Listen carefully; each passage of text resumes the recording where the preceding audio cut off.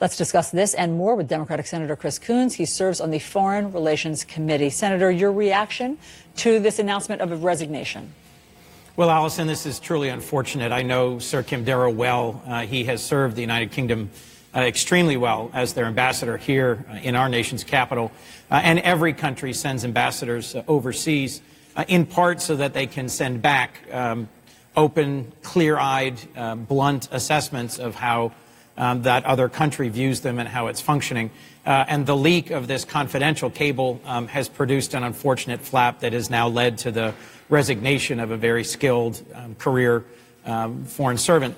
I will point out part of what drove this was President Trump taking to Twitter to insult the ambassador, to insult Theresa May, the outgoing Prime Minister of the United Kingdom. We have long enjoyed a close and special relationship with the UK that is rooted in our shared values as well as our interests. And I think it's unfortunate that this latest flap has further accelerated some of the distance between us. They will choose a new prime minister in just a few weeks. And in any event, there almost certainly would have been a new ambassador posted at that point. So I think Sir Kim has done, what was the right thing from a career perspective. I will be sad to see him go. But for foreign relations, what does this mean? If our ambassadors have to worry about their unvarnished assessments being leaked, what does it mean for what they report back to their home offices? Well, as you remember, we had a similarly embarrassing incident a number of years ago where a trove of classified confidential cables within the U.S. State Department was leaked, and it caused some real tension and challenges for us with a number of our allies. Frankly, ambassadors still need to do their job. A core piece of their job is letting those of us in the State Department, in the executive branch, and here in the Congress who are responsible for foreign policy have real and insightful commentary on what's happening around the world. So, I think it's important that those cables be frank, but it's also important that they be confidential. I want to get to the substance of what he was trying to tell Her Majesty, basically, back in England with this cable. And I just want to read it again because I think that the substance of it is important. He wrote back, "We really don't believe that this administration is going to become substantially more normal, less dysfunctional, less unpredictable, less faction-riven, less diplomatically clumsy and inept." What does it tell you, Senator, that the ambassador, the British ambassador, felt that message was important to send back to Britain?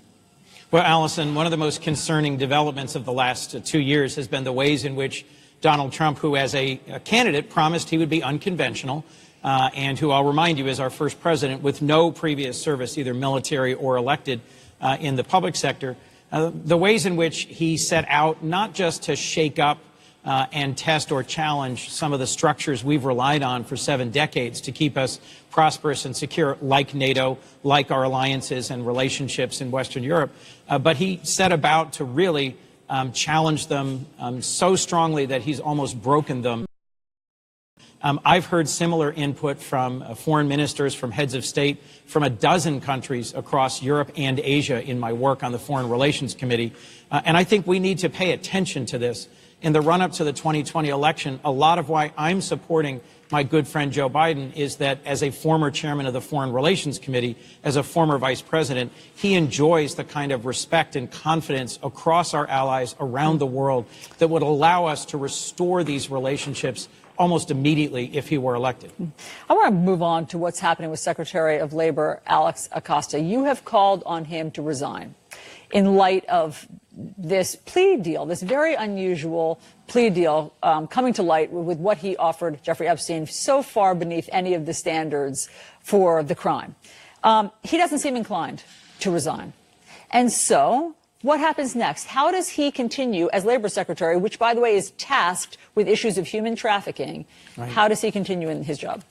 I think it'll be exceptionally difficult for him to be an effective Secretary of Labor. I do expect that the House will take up investigations into the relationship between Secretary Acosta, Mr. Epstein, President Trump, and others in his broader circle to try and better understand how this striking plea agreement was reached. A federal court has already ruled that it was an inappropriate plea agreement because the victims, the human trafficking victims who were Jeffrey Epstein's victims of his sexual predation, were not informed. Didn't they say illegal, Senator? I mean, sorry to interrupt, yes. But beyond inappropriate, didn't they say illegal? Yes, they said it violated federal law, which is striking. And to your point, Allison, the Secretary is charged with combating human trafficking. We have an important agenda here in the United States, both within our country and around the world, to combat the most gross violations of labor rights, which are known as human trafficking. Jeffrey Epstein, for years, was engaged in sex trafficking of American girls who were minors. I can't think of a more horrific fact pattern or case.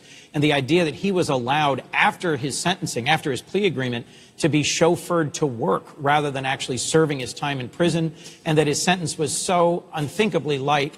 Frankly, the Secretary has a lot of explaining to do to justify why that was an appropriate plea agreement. I don't think he can meet that standard, and that's why I've joined many of my colleagues in calling for his resignation. Senator Chris Coons, thank you very much for giving us your assessment on all of this, including the